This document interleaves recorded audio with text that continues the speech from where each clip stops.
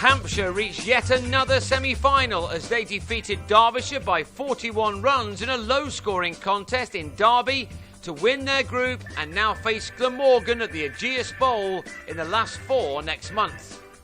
Hampshire batted first after winning the toss and welcomed back Michael Carberry and James Vince from their week with the England Lions after they'd missed the loss to Lancashire last week. Normal service was resumed now as they got their side off to their usual fiery start, with 41 runs coming off the first 6.5 overs, with both batsmen easing the tension with early boundaries. Importantly, Hampshire lost Carberry for 20 as he drove Ali Evans to Wes Durston at mid-wicket.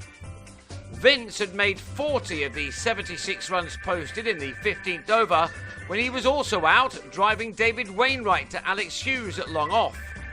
It was a wicket which summed up Hampshire's innings in a game which they needed to win to make sure of another semi-final place in this competition, a competition they won, of course, in dramatic fashion at Lord's last September. Each time a partnership was starting to develop, they were knocked back by a wicket.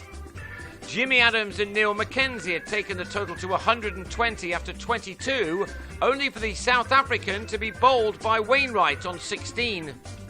So Adams now held the key to make a challenging total, and he moved to a 50 off 59 balls, an innings which contained only 4 fours, which suggested that a huge score would not be necessary to win this contest for his team to progress into the last 4. Derbyshire's own hopes of doing that had long gone, but they still gave nothing away here. Durston bowled Sean Irvine for 12, while Adams soon followed as he was given out leg before to Alex Hughes for 64, with his side on 158 for 5 with 9 overs to go. It was left to Dimitri Mascarenhas in what could have been the last innings of his exceptional one-day career to take his side beyond 200. He produced some much-needed hits in making 24, including the only 6 of the innings off Tom Knight in the penultimate over. By then, the Royals had lost Liam Dawson, while Mascarenhas was dismissed in the last over for 24, as his side reached 219 for 7 from their 40 overs, a score boosted by some good runs towards the end of the innings. And they turned out to be vital. The Falcons lost Durston in the 6th over, bottom edging a cut off Chris Wood behind, with 27 runs on the board. Chesney Hughes looked to put the home side on top, however, as he produced some superb shots. He smashed 6s off successive overs from Mascarenhas and Wood, as his side got to 52 for 1 by the end of the opening 10 overs to set up this game nicely. Hampshire may have been feeling nervous. Hughes reached his 50 in the 17th over, one which had occupied 57 balls, in which he'd struck those 2 big 6s and 3 other 4s. His wicket was the one that Hampshire really needed now if they were going to confirm their semi-final spot.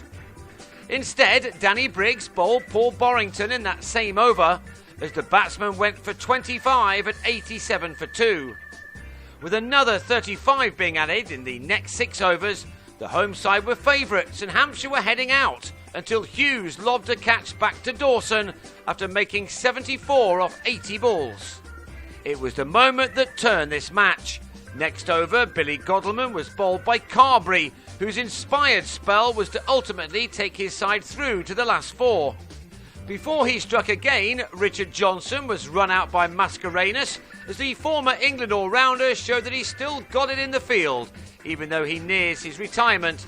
His direct hit from fine leg was another crucial moment in this contest.